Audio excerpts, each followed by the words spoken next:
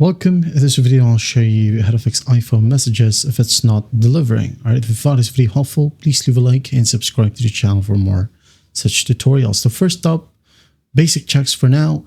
Gotta check your network. Okay, ensure you have a strong Wi-Fi or cellular data, as iMessage right here needs internet. Okay, now if that will work, toggle the airplane mode. Go to your control center right here, toggle it. Enable airplane mode for about 15 to 30 seconds, okay? And once that's done, disable it again to refresh your connection. Now, if that still will work, go ahead and try to restart your phone first, okay? And once restarted, go ahead and check if it helps. Also, go ahead and verify the recipient's number or email if it's correct. Because sometimes this issue right here occurs when the number or email is incorrect. Okay, go ahead and check if the email or number is correct. All right, so if you're sure that the number is correct, well, let's go ahead and move forward. Go to settings right here, tap on it, go ahead and find messages under apps, right here at the very bottom.